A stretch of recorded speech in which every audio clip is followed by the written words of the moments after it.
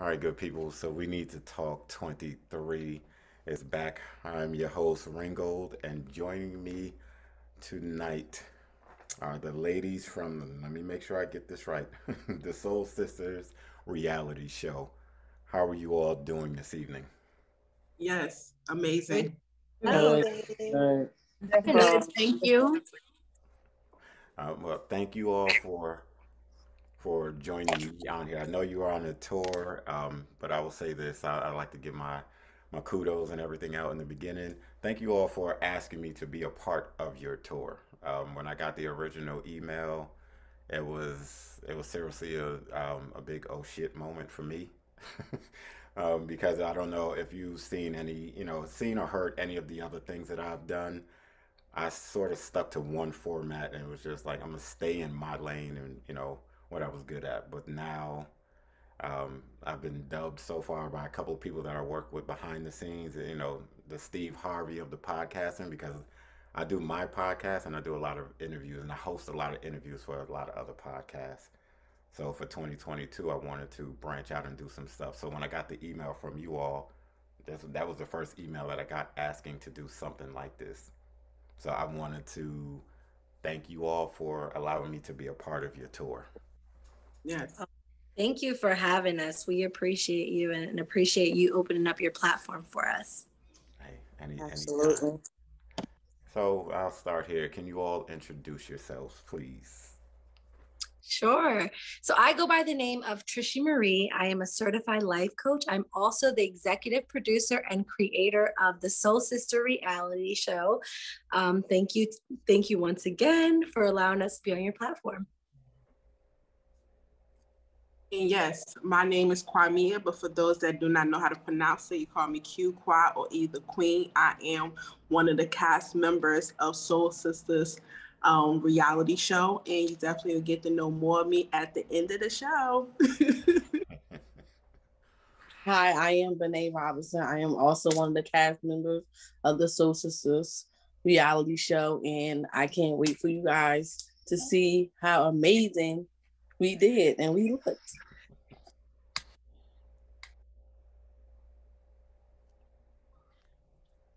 Hi, I Oh, knew we go, were going to do that. go Go ahead. ahead, Sabrina. Hi, I'm Sebrena. I am one of the cast members of Soul Sisters, and I can't wait till you all watch this amazing healing process that we all get. And thank you so much for having us on your show today, Gringo. Hi, I'm June, and I'm absolutely ecstatic to be here today. I got the pleasure of being a part of this wonderful cast, Soul Sisters. So just excited. And once again, thank you for having us. Last but definitely not least, I'm Christina Johnson. I'm a cast member of the reality show, and I want you guys to tune in to see exactly what the Soul Sisters is about. So I know I said I wasn't gonna ask, any direct questions to anybody, but I'll start. This question is for Tracy.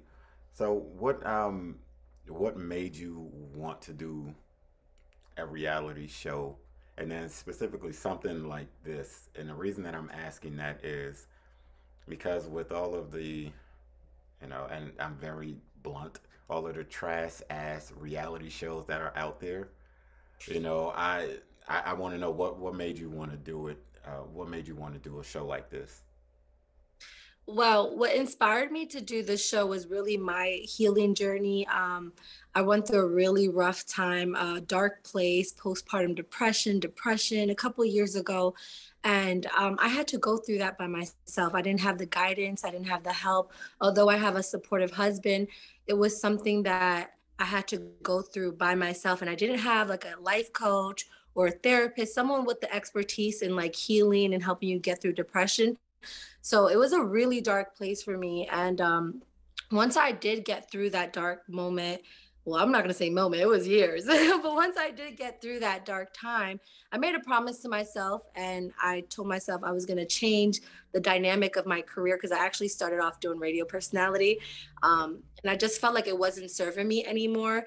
And I promised myself, I was like, you know what, after this, I want to become a certified life coach. I want to help other people on their healing journey, because I wish I had someone to guide me while I was going through that dark time. And as far as, the intentions on reality TV, it's the same thing what you said. Every show I watch, I'm like, why is this so negative? Like, why is our community always bringing us down? We're fighting, we're arguing. It's just, they make us look bad on TV. So my husband and myself have a production company, which is Sure Shot Company. Shout out to my husband, Ladize.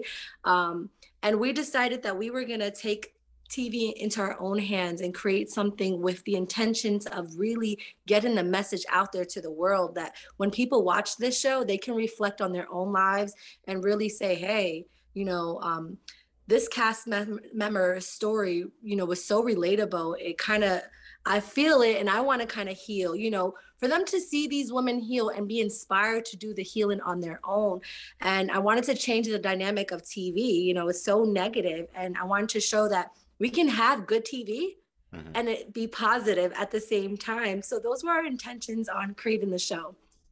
Okay, and then one more quick one for you. So, what the cast that you have here, or the cast that's on the show, how did you go about, I guess, vetting and picking the women for the show?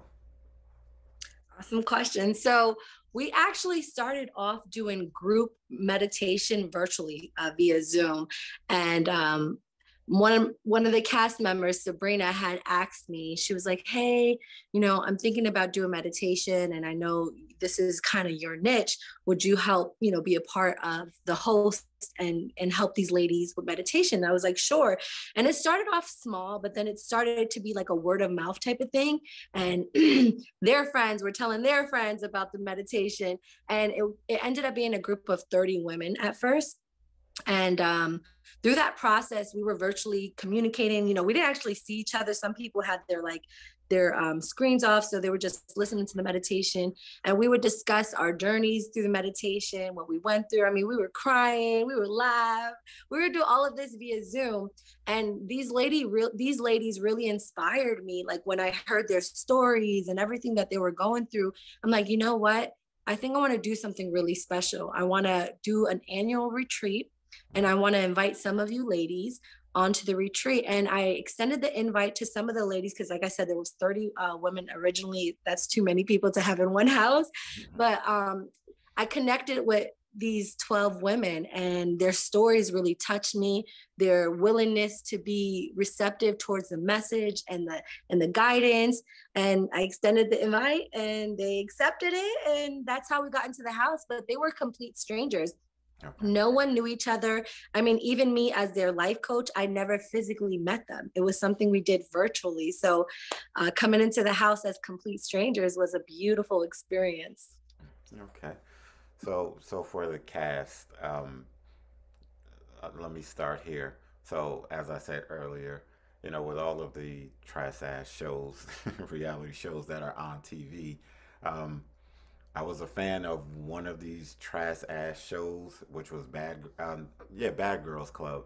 The first couple of seasons, I will say I loved it. All the craziness that was going on, and then somewhere along the line, it kind of fell off the rails and went the way of loving hip hop and all that bullshit. So when you all got the invite or heard, what was going on, did any of you have any doubts about it or apprehension to go on the show? Honestly, we did not know. We didn't know until we showed up that it was actually being recorded. So that was something that was even better, because it made it authentic. Like, we didn't have a chance to prepare. We didn't know we were going to be on camera. So it was nothing extra, like makeup artists and being so on point and all of this stuff. It was very authentic, and that's the good thing about it. And to piggyback off of her, at the end of the day, Trishy had an itinerary planned out for us with even with June chef game in the kitchen whipping. Oh my gosh, I wish you could try her cooking. Anyway, let me not get off topic, but it was good. It was so good. And I was like, from the breakfast to the lunch to the punch, it was good. So the Trishy having everything planned out for us, I think, you know, and plus it took a lot of time for us to get ready too, of course, but everything was authentic. She created a safe place for us, even with the guided meditation, so we already had trust. We already knew what we were coming for. For me, when you stay tuned, of course, to watch the whole all the episodes, I actually was like, I think I was the jolliest one out of everybody. I was just like, what's that? Like, you know what I mean? Bring the hand, like just ready to turn up. And because I just knew what I was coming for. Like I was away from home. You know, at the end of the day, I didn't know none of these women. I was just so intrigued by each and every one of their stories. So it wasn't planned. It was all organic. Okay. And I just want to reiterate, just add also the difference, because I was a bad girls club, you know, from the beginning, and they just lost me in the middle, and I'm like, I'm done. So the difference is because, and I definitely understand that their thing was to heal these women who came into this house, just as we as women came into this house with our life coach, our guided meditation, and to heal. The thing is, they just sold themselves. And with us, we're not doing that. Our life coach has a vision.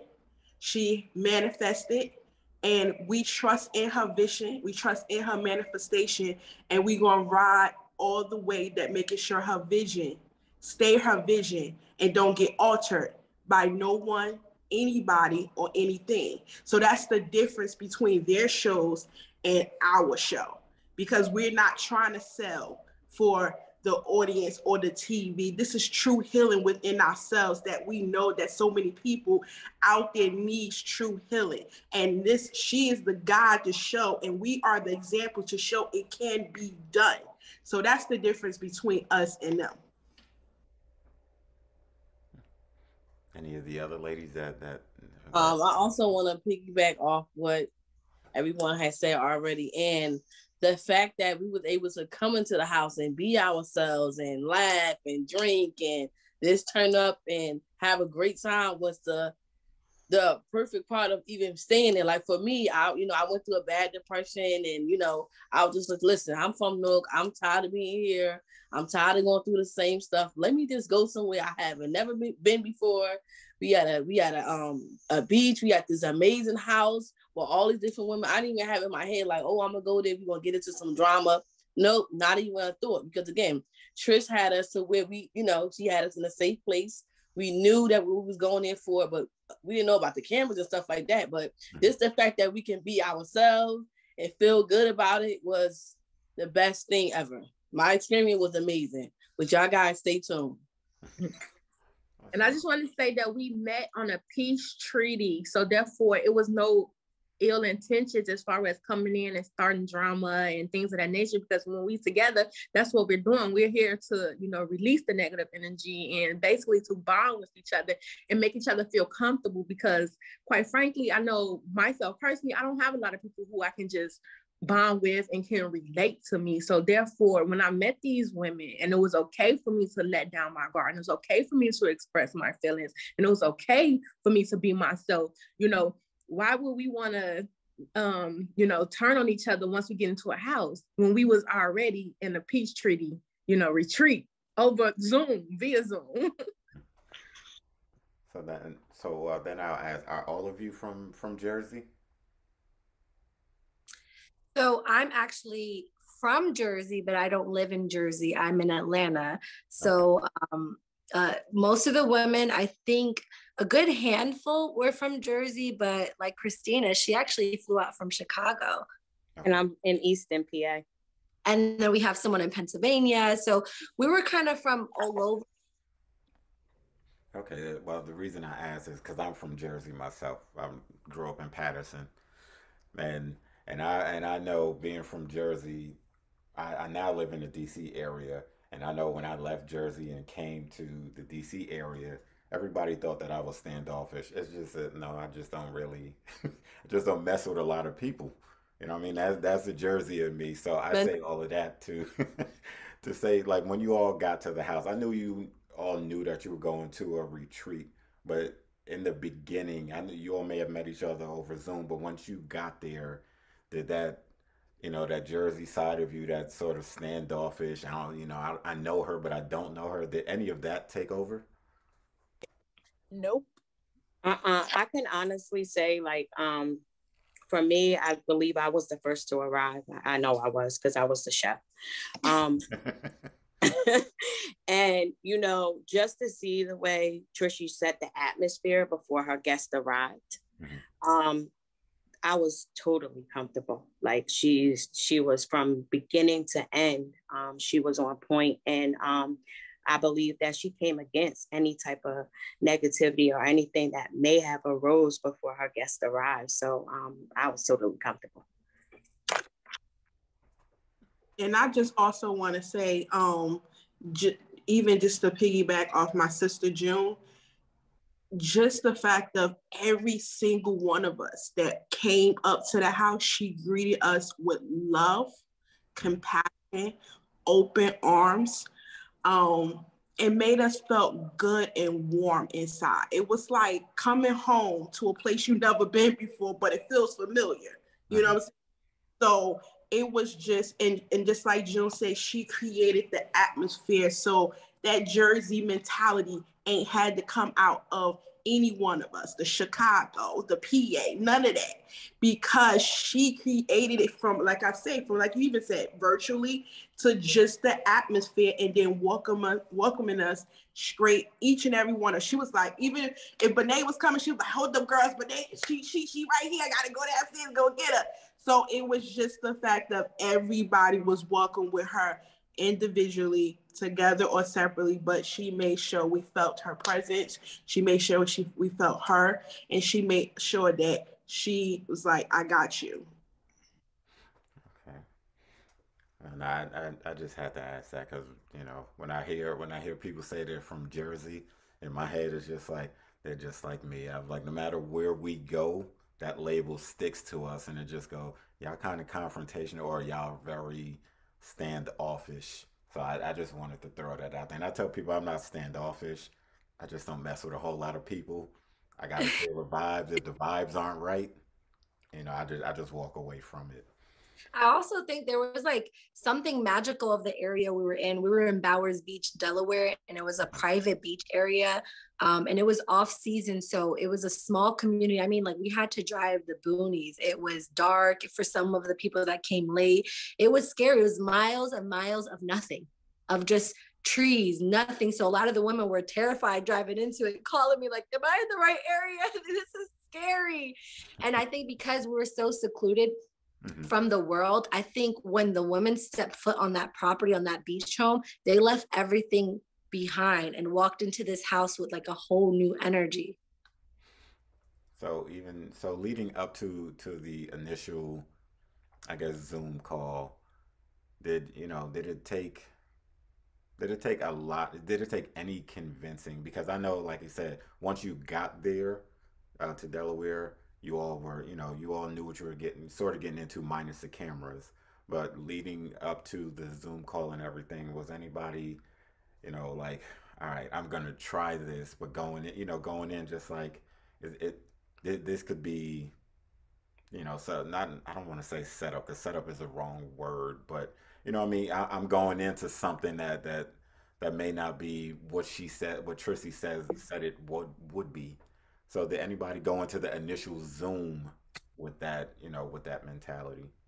Well, I would say for me, coming from North, I was a little like, Delaware, like I never been there before. So I'm like, Delaware, I don't know. My mother was like, you sure you gonna go? You sure? Because you know how you be. You like your area, you an outgoing person. So I don't know. You gonna like it. I was like, listen, I'm willing to try it. Okay. I said, I'm ready to go. I was so happy about going. I said, listen, whatever happens, gonna happen. That's it. So I don't think I had, I was a little skeptical in the beginning, but it was all worth the while. I had an amazing time. And our other sisters not here to speak on it, but I'm pretty sure in the beginning, everyone had, when we first got introduced to it, everyone had the little thought in the back of their head, like, I don't know how this is gonna go. And I hope everything goes right, because we're putting our money, our time, and everything. All of us was away from home. None of us are from Delaware. All of us was away from home. So therefore it was like, I hope everything go well. And, it was just that. And we just took a chance. Sometimes you have to just take a chance on things. June, you wanted to say something? I know you started to say something and then.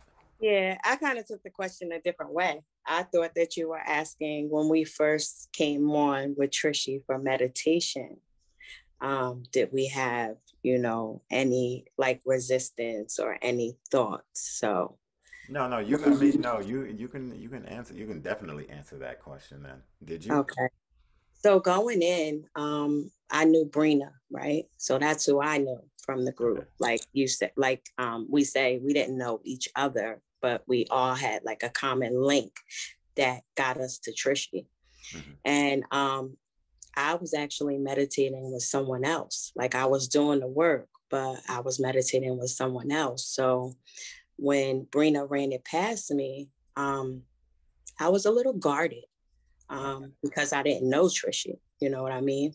But I would say that after, I think 2 meditations or 3 tops, she was hired as my life coach. You understand? Mm-hmm. So that right there speaks volumes. Like just me getting one with her, and I was already vested somewhere else, right? Okay. And I came over here with Trishy. So that speaks volumes, right?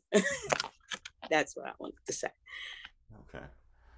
So then I'll ask this question. Are any of you the only child and the reason I'm asking that is because I could only imagine if you're, the only child or the youngest and you're going into a group setting with so many other people, it could be, a little overwhelming because now the attention isn't necessarily focused on you, it's focused on a group and a group working together towards a common goal. So are any of you like the only child or the youngest or anything like that? No. Well, probably on here, no. I'm the oldest, but I'm the youngest. I'm the youngest child. I'm a sister of 7 girls. Yeah. I'm the oldest of 5. So yeah, I'm the oldest of 7. And I'm the second oldest of 5. Mm-hmm. Yep. Actually, siblings myself. But what was interesting is that they kind of knew, but it was very much like college where, sharing rooms with complete strangers, like for example, Qimmah, she didn't even know who she was gonna like roommate with, and she ended up driving down with a complete stranger once again. She ended up just linking up. What we did is like we had like a chat before we left to Delaware, and it was just like, anybody need a ride? Let's carpool. And she ended up carpooling with one of the girls who ended up being her roommate, and they ended up like hitting it off. But it was really cool that the dynamic of putting these women in a room with strangers, like out of their comfort zone. Okay.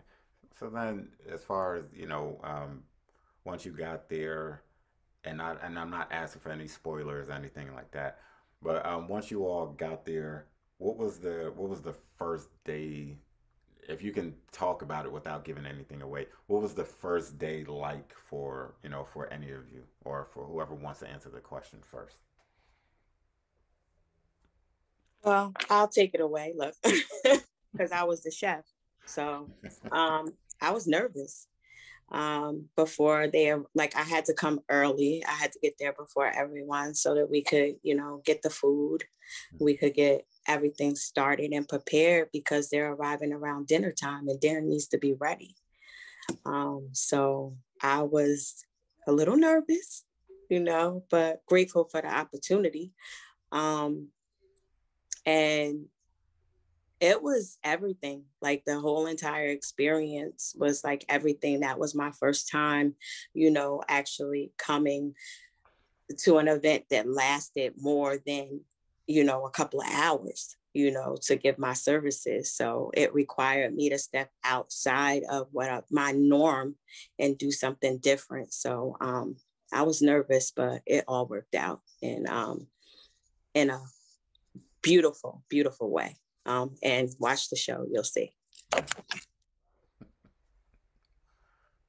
Anybody else want to chime For in on that? me, I'm gonna piggyback off June. When we first on our way, I'm not gonna lie, you're not gonna see this probably, but on our way there, it looked like the wrong turn. Like, cause I rode with a complete stranger, of course, too. And of course, I know Christina. So like we said, everyone linked how they linked or whatever, word of mouth. But our driver didn't know, we didn't know where we were going. So I had to let her know, like, girl, I need you to turn around. I promise you, it looked like it was a hillbilly area. But then I'm like, no, we got to go this way. I'm like, GPS ain't working. Like, this is too much. And so I was like, I think Christina was in the back and she was just like, I just feel like we should go this way. And then when we went, it was a Jeepers Creepers moment, for real, for real. No, it was really, really serious. But regardless, you guys have to watch to see like where we were at, because when we came out, we were like, oh, this is nice. I was just ecstatic when I got there, because I was like, oh my gosh, right here. It was really nice. It was a dope road trip. I got to meet, I'm just going to say her name, Frizzy. I got to meet her, and she was just so dope. It was a blessing for her to even drive us. So it was like, I never met her. She never meditated with us. So it felt cool to be the one to introduce her to the Soul Sisters vibe, and for her to get comfortable and to break the ice for her. So shout out to my girl Frizzy. And I definitely would say, in regards, me just end up driving down with a complete stranger, that she was supposed to be with someone else who didn't make it, And I'm a true believer of whoever's supposed to be there was there. And not only that, but we was just connected in our own way, creating our own bond. And we looked at each other's like, girl, did we ever met each other before? Because why I feel so familiar, like we met each other. But just coming into the house, if any women out there who watch the show that's like me, I'm a Sagittarius. I'm a stunt devil. I'm a adventurous person. I love to go on the fly. You ain't got to tell me where I'm going. We're about to have a good time. I'm about to try something new. That's who I am. So I was super psyched and excited. I was just curious, like, what's going to happen? What she got planned? What's going? The only thing was just unexpected when I see her husband with the camera. I'm like, what in the? But again, it wasn't something to be like, no, I can't do this. It's because she created the experience of, and even like the atmosphere of trusting, loving, and welcoming. And then also because I trusted her from the beginning, from the virtual meditation. So, but I was super psyched. I really was. And we had a lot of things. Well, I had a lot of things planned for the ladies in regards to their healing journey. So we had a lot of activities. We did a lot of cool, different things that I'm sure, like Benay from Newark probably would have never done if she never came. But you would have to stay tuned to see what we did. Yeah, they definitely got me out of my element, because I'm telling you, I was like, what? Then that ride, that definitely was like the last house on the what? Where we going? We need to turn around because it's too dark. So then I'll say this, and like I said, I'm not asking for any spoilers, but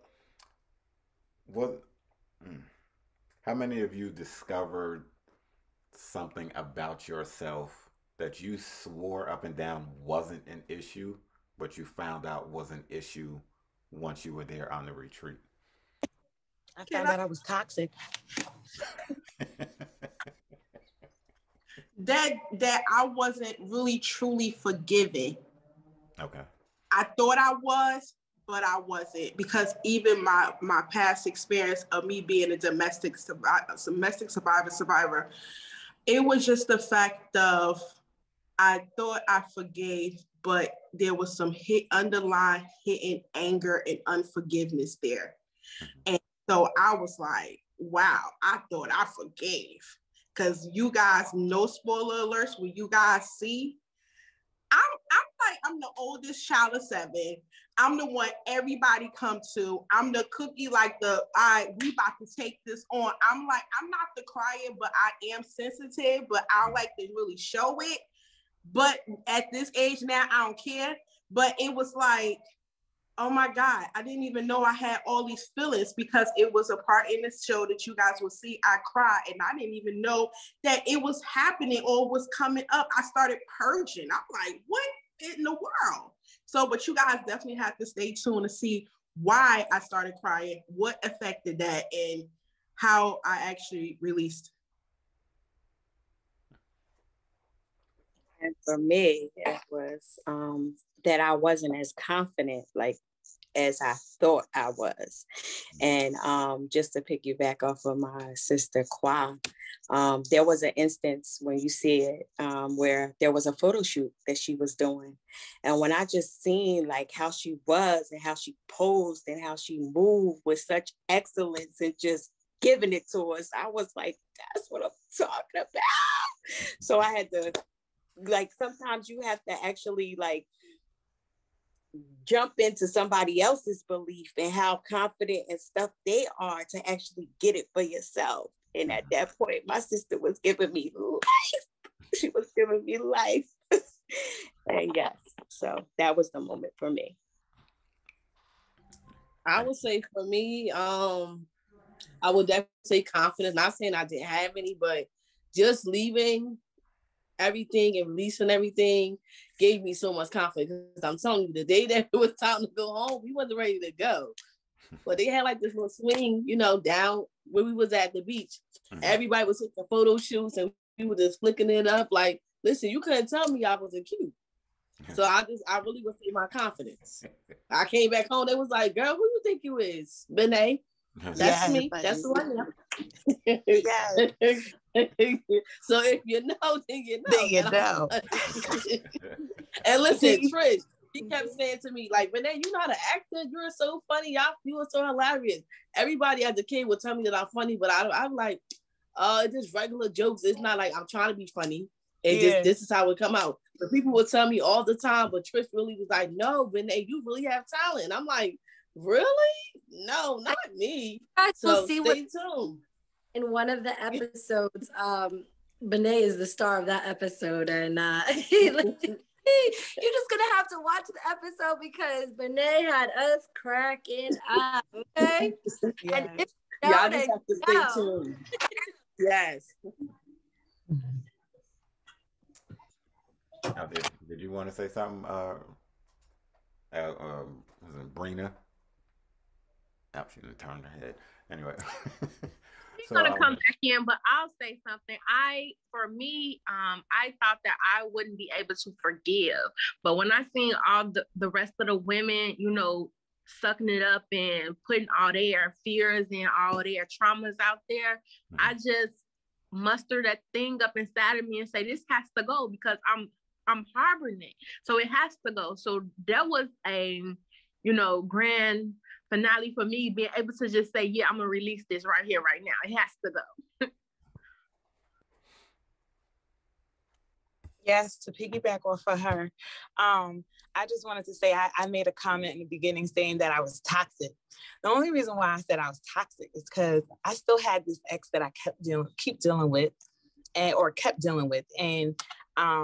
You know, you'll see it. We did a lot of releasing on the show or on the documentary, and I can say that I, like, you know, came out different, if that makes sense. On there, like, I didn't realize that how much he was hurting me or how much he had power over me, if that makes sense. Yeah. So that I can say I identified that for me. So then, if I can ask, how long is the retreat, or how long was it for? The retreat was about 3 to 4 days. So we were able to, for season 1, get 8 episodes out of these 4 days. We condensed it down as much as we can. Not everything made it on air, of course, just like TV. Not everything is going to make it. Also, too, I made sure that I kept the integrity of the show, and I respected the ladies, where I made sure when we were in post-production that things that were super intimate and that I felt were, not everybody needs to hear, we kept that, we edited that out, and we made sure that we didn't share certain moments, because I did want to keep this, even though it is a reality show, I wanted to keep certain aspects of it personal, and you kind of had to be there to experience it. Yeah. But yeah, it was about 3 to 4 days, and it's a 8 episode season, and you have to watch it. So is it being released on like any major networks, or is it something that you're releasing on like your own platform, your own website or So anything like that? it will be a little bit of both. We're actually February 10th, we're having an official watch party on Facebook. And that way you'll have all 12 of the girls there. You guys can ask questions. You can watch the show with us. February 23rd, we will release it on all platforms. But excuse me, the exciting thing about it is, because we have a production company, we have film distribution. So we submitted this to our film distribution. So we have connections with Hulu, Amazon Prime, Apple TV, Roku TV, Tubi. There's a list of there. We're just right now in the process of just seeing who is picking it up. And we're manifesting a bidding war. That is what we're manifesting, a bidding war. So then I'll ask this, and this is for you, Trishy, and everyone else. Do you think that it's for the way that, I would say, especially in our community, especially music, TV, basketball wise, all of that crap. Do you think that the show is too positive for what a lot of these networks want to put out? Absolutely not. I feel like because of the pandemic, and I think the pandemic has been a blessing. And speaking of pandemic, we were shooting in the midst of a pandemic. We started when the pandemic first actually started, I believe. So we were shooting in the midst of the pandemic, but I think the pandemic has been a beauty in disguise, because a lot of people had to sit down with themselves. A lot of people had to stay home and stay put. And what happens when you do that? There's no distractions, right? So everything that you're dealing with starts to come up. You start to be like, man, why am I feeling depressed? What? Because you've been running away from your problems with distractions. So I think that there's a shift right now in the universe.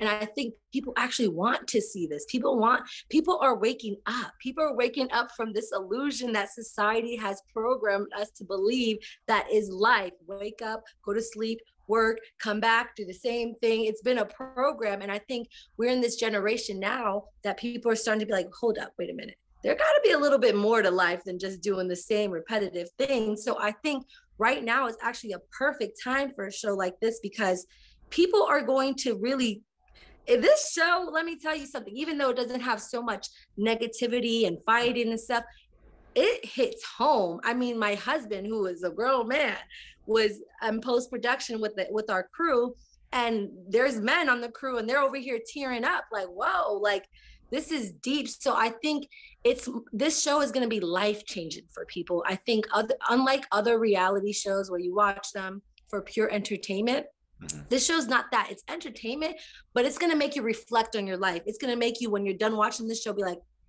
hold up, I got some healing that I have to do.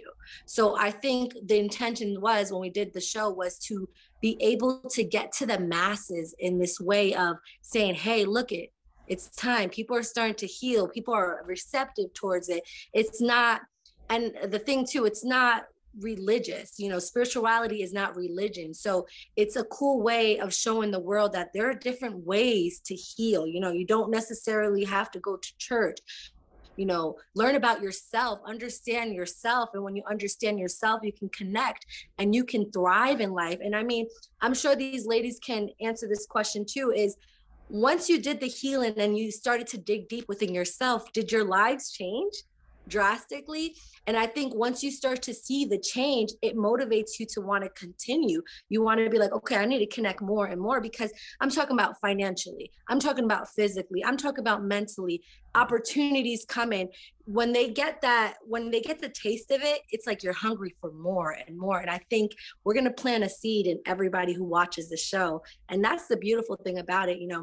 It's really not about just a show for TV, for money, for ratings. It was really about my life purpose, which was planting a seed in the world to raise the consciousness of our community, because our community goes back to racism, systematic racism, and the traits that we picked up and the traumas that we picked up. It's disrespectful if you speak your mind, you can't communicate, things that we've got taught by our ancestors and they taught our parents. And it stops here. In this generation, it stops. And I think what was the beautiful thing about it is these women are breaking generational curses. Their kids are not going to have to go through what they had to go through. Their kids are not going to have to do that. And this is really what the show is about. It's about making a change, making people really have to look in the mirror and see themselves, because that's the thing. We all want to run away from ourselves. We are our worst enemy. So I'm hoping that everyone who sees this show, everyone that's listening, can really reflect on that and, be open to want to change and dig deep. Yeah, well, I'll say this. When I watch the show, I'll make sure I watch it with my wife. So that way, if I start to tear up, I can say I'm crying because she's crying. So, um, for all of the ladies, the cast, once you all got back home after the retreat and everything, was the change drastic enough to where some of your close friends, family members, whoever, where they looked at you and they wanted to know, like, who the hell is this, once you got back home? Yeah, I believe all of us experienced that. And and you say the keyword change. Mm-hmm. I have people who actually say, oh, Kwa, you changed. And I say, thank you. But you already know in our community, and being from Jersey, that's like, they try to hurt me with that. Like, yeah. So but I took it as a compliment, because it showed me that you see the work that I did. You see the change, the elevation. So thank you. I appreciate that, because that lets me know what I'm doing with my life coach, the meditation, and with my sisters. It wasn't in vain. The work was not in vain, and it was being done. So absolutely. And then not only that, but as they continue to try to hate, mm-hmm. the globe continue to delete all the hate. So now they looking at me, because again, I'm the oldest of 7, mm-hmm. and I'm the first cousin, I'm the first daughter, I'm the first granddaughter. So I'm the top of the chain. So they now say, okay, whatever we say is not reflecting her. So we either gonna fall in line or we gonna step back, because Kwa ain't having it. And they see that. So yeah, and I can piggyback off her. Sorry to cut off whoever was just about to talk. But to piggyback off her, I can say that when I came back home, a lot of people that I thought I was friends with, or I thought I had relationships with, they changed. I wasn't partying like I used to. People will call and I'll just be like, nah, I'm good. You know what I mean? Like I could say I elevated mentally, physically, financially, and emotionally. I start now as we speak, because it's a continual journey. So also know that this is a lifestyle change when you open your mind and start to get to join the guided meditation, or to go through it rather, and to identify the healing that you do need. For me, I just know that it changed my life tremendously. So thank you again, Trishy Marie. Well, I have one other question for you before you go. So how upset, before you go, Juhne, I'm sorry. So how upset was the guy when you got back home and he saw that you changed? He still talks shit now, if that makes sense. He still talks a lot of shit now. I'm not the girl that he even says it. Like, you're not the girl that I used to, because I'm not. Thank you. Like, you know what I mean? thank you for all the hurt you've caused me, or all the pain you caused me. But I've learned that I took my power back. He sees me shining and glowing so much that I even inspire him. Some of us girls in here could probably know we be saying like 1111 to each other. We about the numbers and the angel numbers. He be texting me 1111. Like, what you talking about? Do you even know what it means, sir? Like, have you manifested your? Let me stop. I'm talking drunk now too. Let me stop. But no, but seriously, I'm just glad that I can inspire him to want to, to change for himself and for his life. But it's not my duty anymore. I take my hand off it because I'm not God. All I could do is wish him well, love him from a distance, and pray for his soul to be saved one day. Okay. And I, I'm sorry, Miss June. You go ahead. I just want to say All this. right. The reason also she changed because she changed from a girl and she came back a woman. Let me just. Yes. And I can honestly say that the change inspired my family to change, like my husband, my daughters. I have a 30-year-old and a 29-year-old. And just from them seeing the work that I did and how I came out of a deep depression and, fought for my life back, because I was on medication to the magnitude that they said that I didn't have to work another day in my life. Like the doctor that actually testified said that I couldn't even bag groceries. Right. So I fought for my life, and my family watched me do that. And they started implementing the tools and the different things that Trishy, taught me to gain myself back. So it impacted my family, and I'm forever grateful for that. Thank you, Trishy. I would say for me, I could piggyback off of June and Sebrena. As far as me, I went through a bad depression. I used to be going in and out the hospital. My mother was like, girl, we not doing this again. What are you stressing about? Like, whatever it is, please release it, let it go. So I really, dealing with, being a single parent, it's not easy. My mother always told me that. I'm telling you, being a single parent is not easy. I'm telling you, I'm letting you know that now. And I was just like, oh, really? Okay. Now, when I had to go through it myself, I said, okay, now I see what you're talking about. But me going on this retreat has really helped me so much. I was on medication. Still to this day, since we went back from the retreat, I haven't taken not one pill. The meditation has really helped me. Thank you. Even with my daughter's father, I have to love him from a distance. That's all. He was like, oh, I would have never seen this coming. Yeah, because you used to the old me. This is the new me. I'm a woman, and I can speak up for myself. I can say no when it's no. I mean what I say, and that's it. You can love your daughter from a distance. That's all. And for me, before the retreat, people used to always tell me I have issues, I have some type of problem, I need to seek help, or whatever the case may be. But after the retreat, and even to this day, people tell me they're. So now I don't even tell them that you have the issue. I don't even tell them that you have a problem, because I don't want to speak that negativity on them, because I know what it did to me. I had to really go in my mindset and say, no, you don't. You really don't. But I didn't have an explanation as to why they think that I had the issue, I had the problem. But now that I'm just sitting back and watching how everybody operates, I just see that what's inside of them, they just try to reflect it onto other people. And I just feel as if people were just trying to reflect that negativity on me, make me think that, so I can fall in line with the negativity.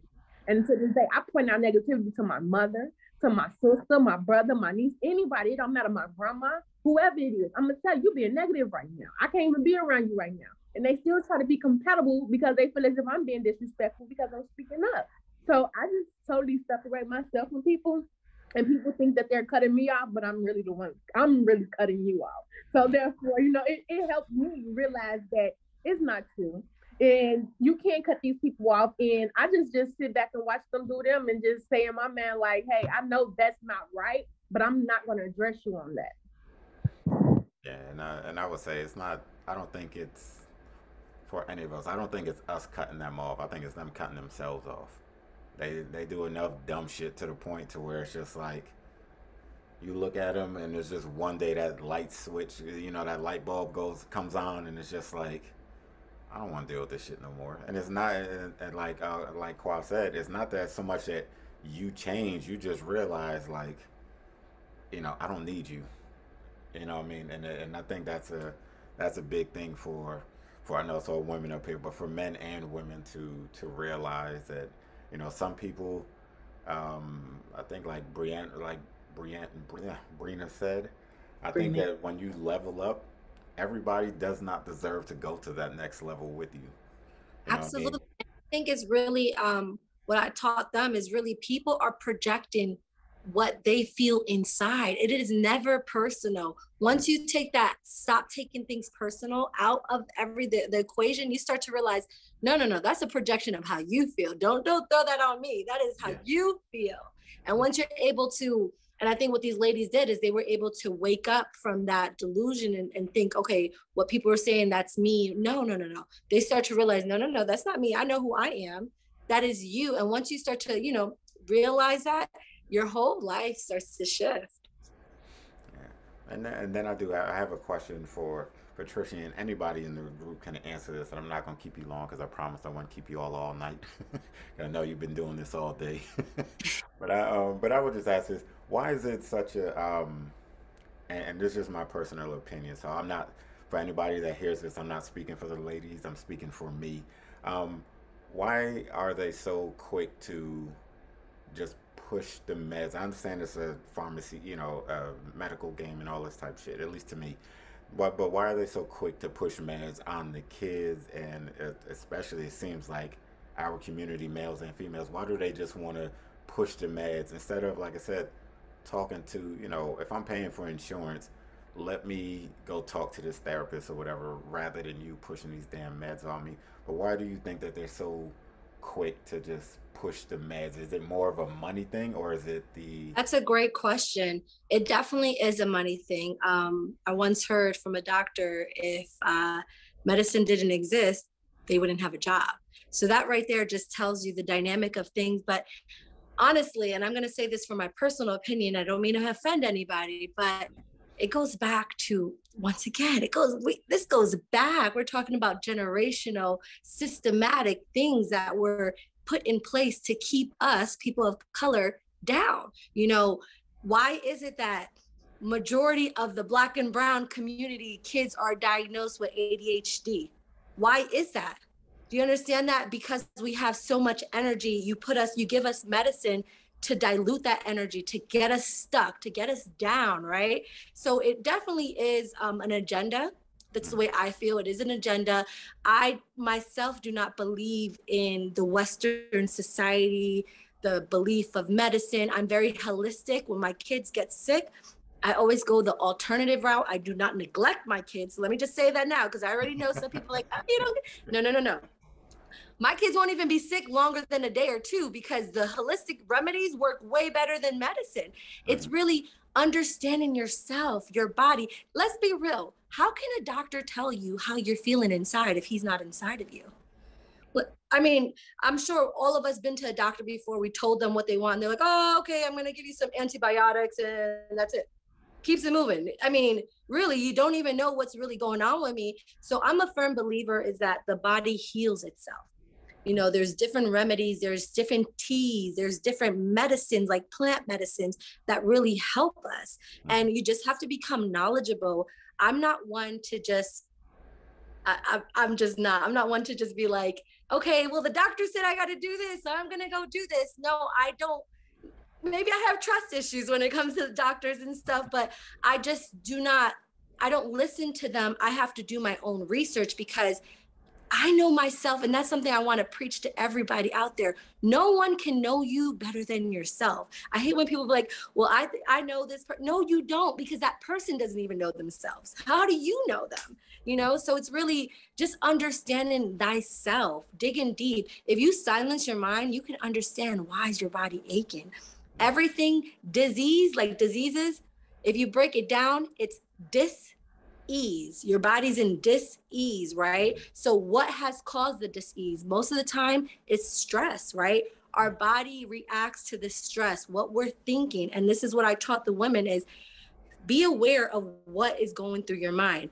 If you can just, for one day, and you can take this advice too, if you can for one day tomorrow, just sit and listen to what you tell yourself every day and see how much of it is positive and how much of it is negative. And then the next day, the first day, observe the mind. The next day, try to, not to say control it, but in a sense of you become the leader, you guide it in a sense of, okay, we're not going to talk like this. When you hear that negative doubt saying, oh my God, I'm stressed about bills or whatever. No, we're not going to do that, because what you think and what you feel is what you attract and what is your reality. And this is why I became a life coach, because spirituality has literally changed my life completely. I literally manifested money. I manifested the home I'm living in. I manifested my husband. I manifested so much that I was like, oh, no. I have to show people about this stuff. I have to tell people about it, because it's as simple as just understanding yourself, understanding that you are the one that's really hurting yourself. No one else is hurting you but yourself. And the moment you start to take accountability, become aware of everything, you can heal your body. You really can. You know, a lot of us, we know we shouldn't be drinking the soda. We know we shouldn't be eating the certain things, and we still do it. And then we want to be like, oh, why am I sick? It's right there. You are doing it to yourself. You don't need a doctor to tell you that. It's just, we do not want to look in the mirror and say, I'm doing it. We want to blame people. Our community wants to blame people. And listen, I used to be the same exact way. I would blame everybody for my problems. Oh, it's because of him. It's because of them. It's because of my parents. And then I had to say, no. It's because of you. You know, when I was a child, maybe I had no control because my parents, you know, I didn't know better. But as an adult, I'm absolutely the one who has to take accountability for every situation, for the bad relationships, for the health conditions, for the friendships I choose. It's because I am choosing it. So I know it went off track, but as far as medicine, I definitely think it's an agenda. I definitely think if you start to understand yourself a little bit more, there's a book that I can recommend. It's called You Can Heal Yourself. It will literally tell you every body part, and if any body parts are affecting you, where it's coming from. Because a lot of it is, you know, people get cancer because of stress. What is stress? Overthinking. What is overthinking? Thinking about things that don't even exist, you know? So it's all about training your mind to become a little bit more positive. And no, I'm not saying every day you're going to wake up and it's going to be butterflies and it's going to be peaceful. No, it's not going to be like that. But the moment you take responsibility and control, and like Sebrena mentioned, it is a lifestyle. Just like you go to the gym and you work out, you have to continue every day to say, hey, today I'm going to be a better person. Today I'm going to tell myself this is what it is. I'm not going to allow the dark thoughts and that overthinking to control me anymore. And that's really what the show is about, is to show people that you can really heal yourself. You really can. Yeah, and I want to just end up saying a lot that Trishy ended up saying is the fact is that my son was diagnosed with ADHD and they was ready to push him. And even though they incorporated therapy, because I did hear you say, then why don't they at least offer therapy? They do, but the thing is like she said, it's a money thing. My son at 8 years old, he was like, no, I don't want it. And he decided and choose it because the Western medicine, it didn't make him feel right. If he wasn't being himself, he was being zombie, you know, feeling like a zombie. He was just down or either sleeping. And then even he decided, well, he did try it once. And then he was like, I don't want to do it. I don't want this. And even his great grandmother, who's African descent, because I come from a Southern and African background, we truly believe in natural home remedies. Like even when I was sick before this press tour, I called my dad back home, what to do, told me what to do. Also, during this press tour, and the ladies don't notice, I've been having a headache for the past 3 days. But just what Trisha just said, and knowing the fact of with the Soul Sisters retreat and just being a part of the sisterhood and having guided meditation, I had to go on and say, where's this headache coming from? Why is this headache carrying from day 1 to now day 3? I had to end up internalizing to find out where is the dis-ease at in my body. And I figured that out. It was the excitement. It was the fact that I'm on this amazing journey in this role with my amazing sisters, and that we are making groundbreaking um, just things happening for 2022. And then also I realized I was eating salt that I shouldn't have been eating.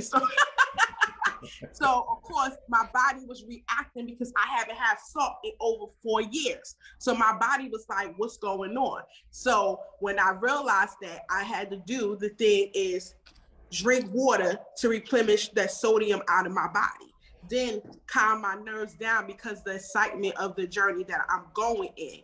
And then relax and relate and release and then rest. And now today the headache was gone. And I can actually speak from being someone that, like, if you're in the medical field, I'm just going to drop some of the drugs that they actually had me on.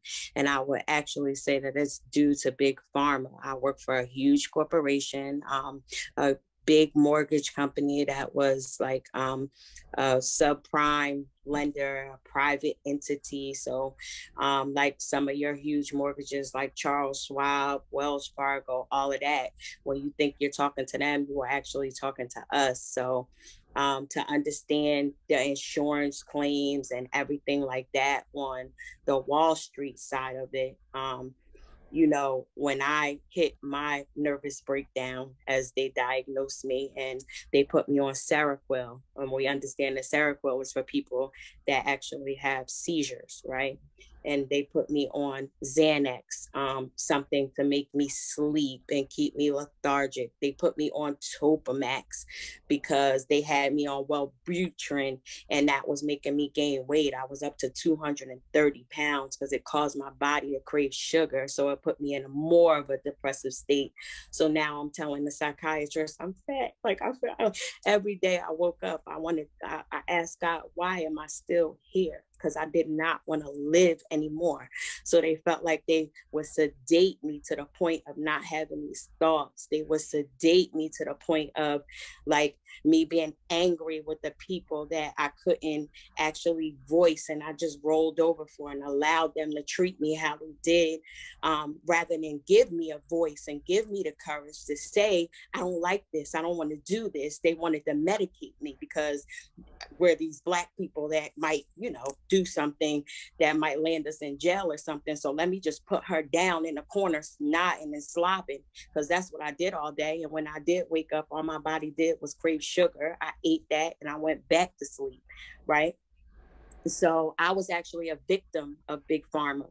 So I know that it's all, you know, it's this political thing. They're going to make their money and they don't care who they hurt when they do it. But I understand that if you reach down in yourself and you actually do the work and you actually confront what's going on and find your voice, like Trishy taught me to do, I don't have to be on this medicine and I don't have to fall victim to their game and put the money in their pocket while I'm out here scrounging around and struggling around and trying to find my life when I got a whole family that I got to take care of. So it's real for me. Like I went all the way over there with it and was over there with them, looking for them to help me. And they're not here to help you. They're here to make you worse. They're here to keep you acclaimed. They're here to keep you coming.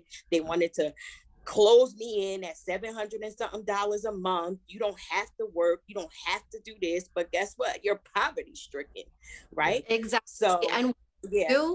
And for our community is what they do is they keep us in a systematic box. They don't want you to know you're powerful. And this is why I'm going to preach it to the day I'm gone from this planet, is each and every one of us are super powerful. And you have melanin in you? Oh my God. Powerful. They do not want you to know that. They don't want you. Why do you think we have all these distractions? Instagram, Twitter, TV, I mean, DoorDash, everything that comes to us to distract us so we don't have to dig deep, because they know the moment that you tap in, you break the shackles. You are no longer a slave. And a slave, I'm not talking about a slave how they had us back in the day. They have us mentally enslaved, okay? And the moment you break out of the shackles, they're no longer able to control you. And this is why I'm so proud of you, Juhne, and everyone else who had medicine and decided to break free, because they can't control you no more. The only way they can control you is when you're in zombie mode, when you're not even thinking, you let them think for yourself. The moment you take your power back, what happens? You attract love, you attract abundance, you attract prosperity, you attract good health, you attract good, these things literally come to you and just start smacking you. You're like, where is this coming from? It's because you took your power back. Really, currency, money has no real relevancy. It is a piece of paper. What is relevant is the systematic slavery that they have us in, is going back into a job and doing this. It's our energy that they're running off of. It's not the money. The money is just to keep us quiet and in this cycle, but it is your energy that they want. You know, and the moment you take your power back and your energy, just please, just listen to me and then come back and holler at me in a couple of months, because I promise you, I promise you, I promise you, your life will change. Absolutely. Absolutely. Absolutely. You're absolutely right, because I was on Zoloft and Clonopin, and I used to hate taking Zoloft because I'm like, it would give me tension in my head. And I'd be like, why am I getting this tension in my head all the time? And he's like, oh, you know, that's just the medicine is working. I'm like, no. And it would put me in a deep sleep to the point where I used to have to call my mom and my sisters like, listen, y'all, I'm taking my medication. Y'all know once I take my meds, it's a wrap. It was one time my sister had got into a car accident. They was calling the phone, calling. I could not get up.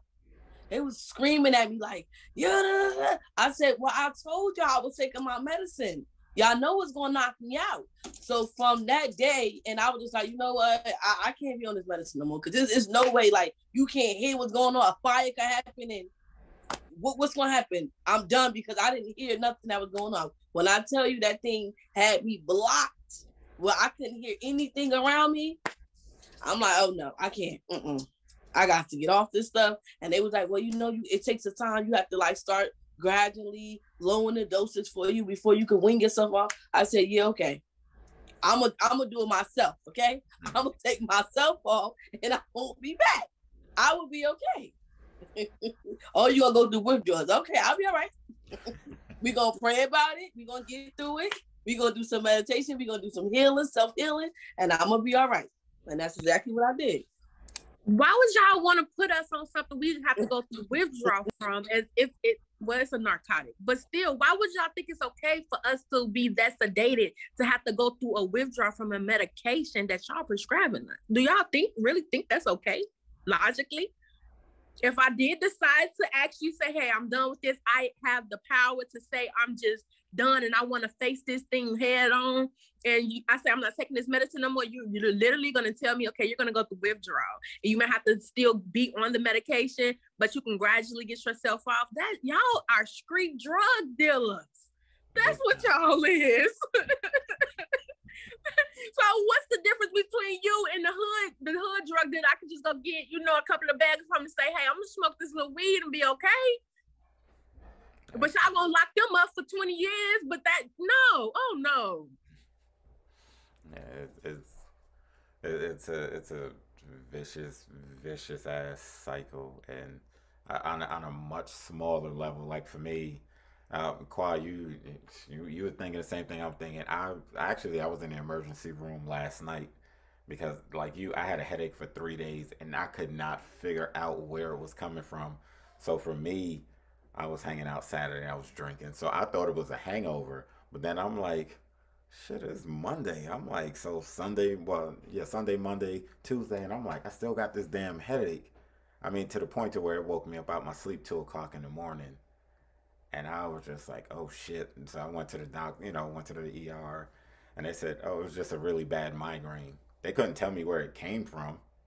And it was just like, they gave me pills and they was like, take it as needed. Luckily, I had a black doctor, so, but he was like, he said, take this as needed. You don't need to take this every day. He was like, but if it comes back, he said, you might not ever have another migraine. He said, but Qua, when you said you had your headache for 3 days, same thing with me. I was just like, this shit is too much. And I don't take pills for anything. High blood pressure runs in my family. I refuse to take it. I said, I'll just change the way I eat and I'm good to go. So, anyway, let me shut up. This ain't about me. But and to respect y'all time, so I don't keep y'all any longer. But I'll say this. So when is the if someone is interested, in signing up for the retreat, I know it's women. So if women are interested in signing up for the retreat, um, how can they sign up for the retreat, and when is the next one? Awesome question. So we're actually filming season 2 of Soul Sisters in April. This year, we're actually going to the Smoky Mountains, Tennessee. So it's a whole new vibe. If you're interested, you can go ahead and DM me on Instagram at Trishy Marie. That's TrishyMarie. I should probably be the only Trisha Marie out there. And also, you can hit up the Soul Sister reality show Instagram as well. And this year, we're doing something different. This year, we're taking submissions because there is a lot of people who want to come, and we can't take everyone, unfortunately. I wish we could. But this year, basically, we're taking submissions. So you let us know why you think you really need to be a part of the Soul Sisters, what you need to work on, and we will go from there. And also, good news, we're in pre-production too of we're not just doing this for the ladies. We are actually going to create a show for the men as well, because I think it's important for men to get healing and for men to understand. I know by society standards, you guys are not allowed to cry.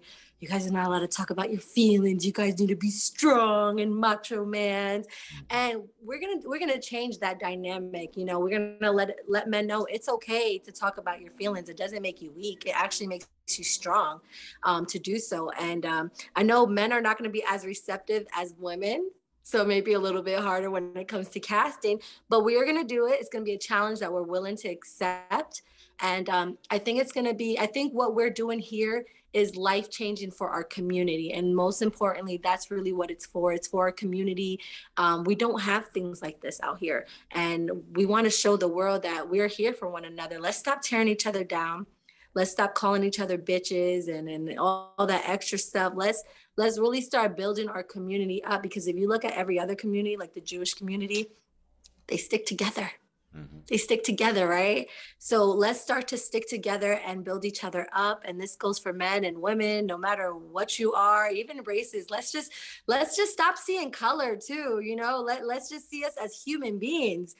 Somebody with a temple, because let's be real, no one is really this. We are all spirits having a human experience. So I'm not hoping, we're manifesting for this to be life-changing for everybody. So if you are interested, if you're a male, if you're a female, please reach out to me.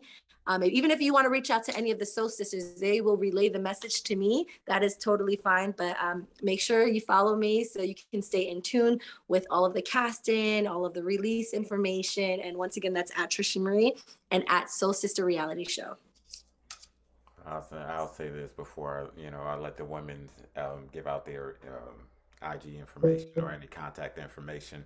I will say I would be interested in that, and you would be surprised. I think doing a season for the men, I think would actually work well. But I think it would be more men of my age range. I'm 40. Well, I'll be 43 in 2 weeks, but I think more in my age range because like you said, we were always taught to, press down. And I grew up in a West Indian household, so it was men don't cry, men don't show emotion.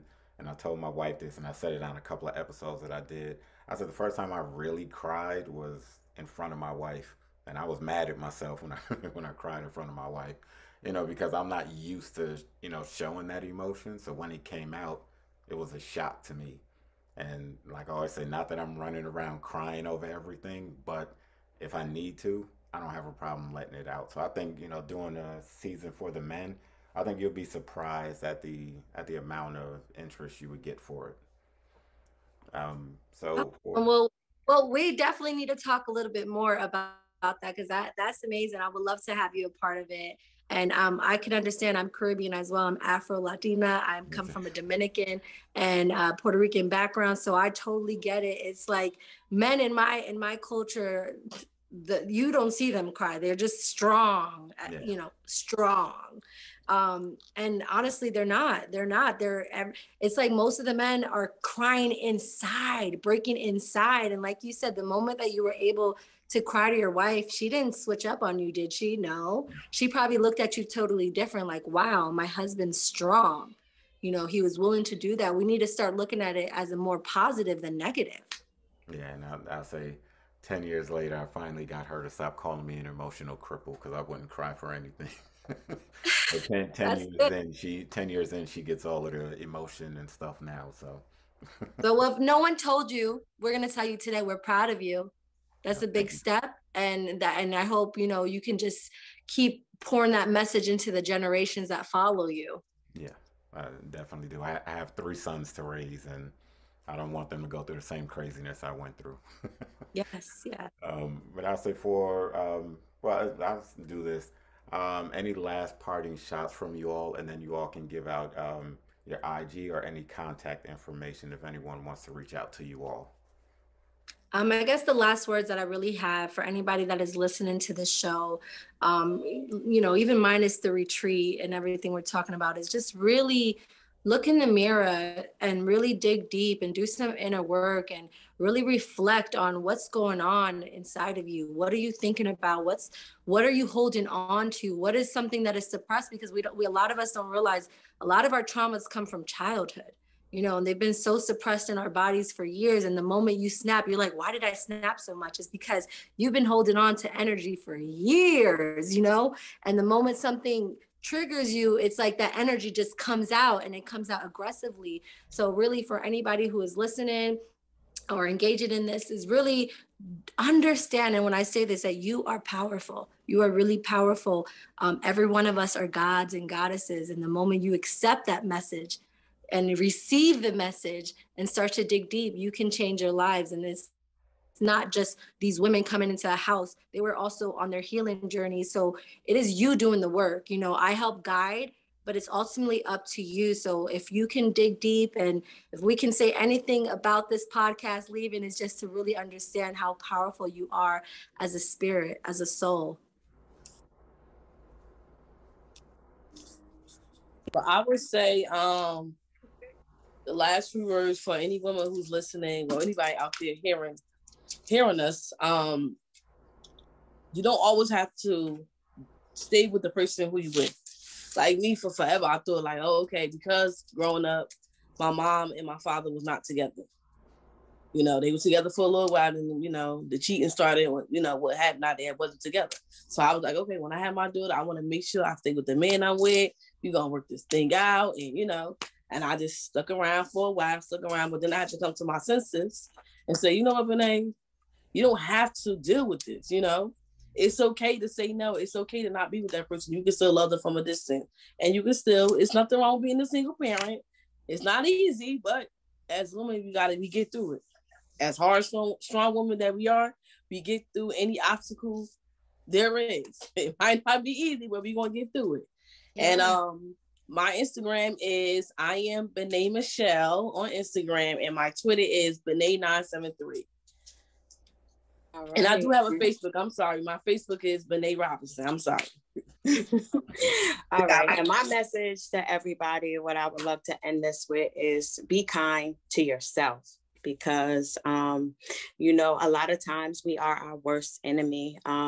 It's the voices inside of us, and it's what we're telling ourselves. So change the story that you're telling yourself. You are powerful. You can do it. No matter what happened the day before, get up every day like, you can conquer the world. And this is like the best day of your life.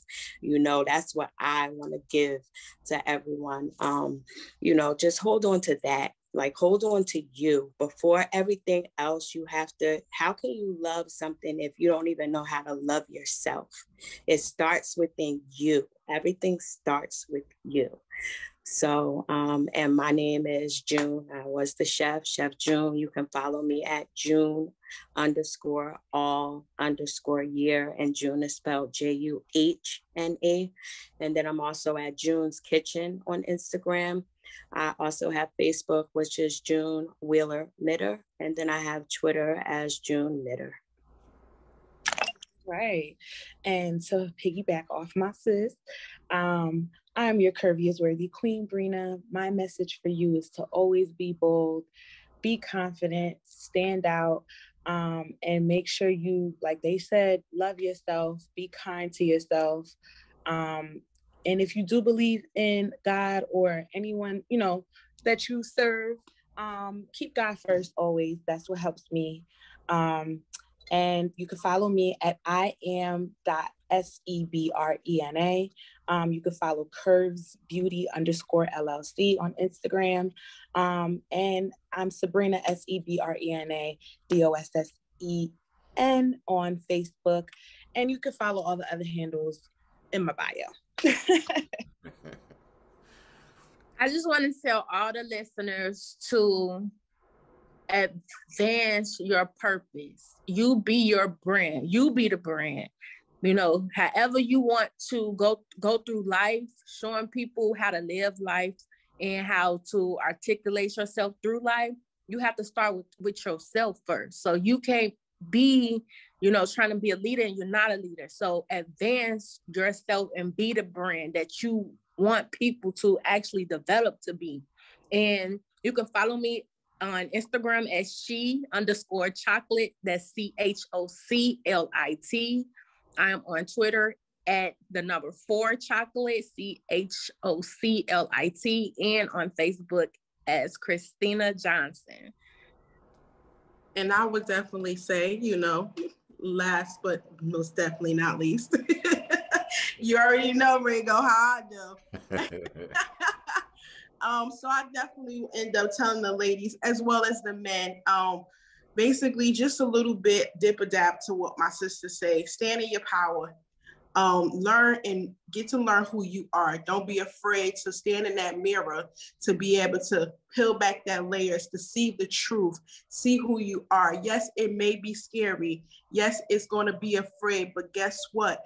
Being accountable for the things that you either went through, that you're going to go through, that you are going through is uncomfortable. Having these uncomfortable conversations are going to be uncomfortable. Healing is going to be uncomfortable. It's not going to be pretty. We have the glow now because we was able to get and be uncomfortable and vulnerable. Also for women and men who are domestic violence survivors, I would say, proud of you from leaving the situation, proud of you from getting out of the situation, proud of you for putting yourself first and knowing your worth. And now the process is just beginning. That you already did step 1 by getting out.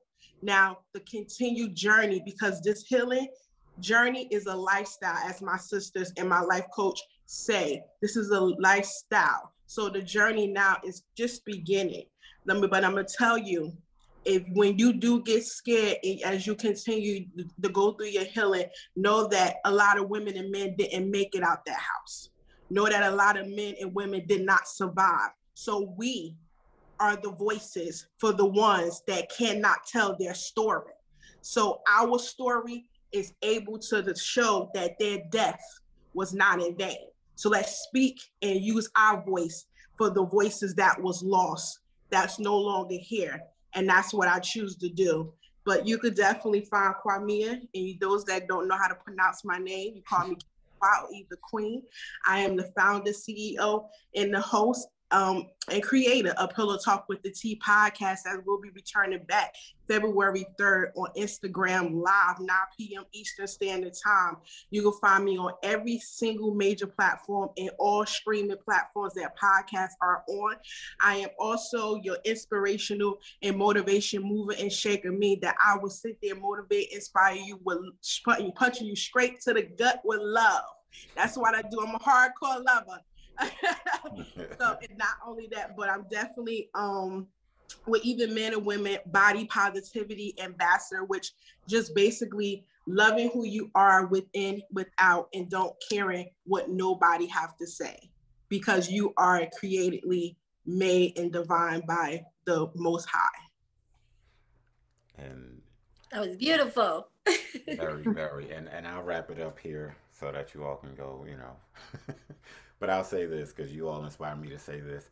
Let's stop giving so much emphasis to the hate out there. Meaning, when we're doing things, let's stop saying I'm doing this for the haters. We have so many people supporting us. Let's pour that energy into the support instead of the hate.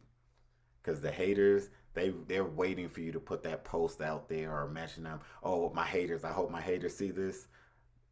I'm gonna try and be PG about it. F the haters, and just pour all of that energy into your supporters. Because your supporters, if you're paying so much attention to the haters, your supporters sometimes can feel left out.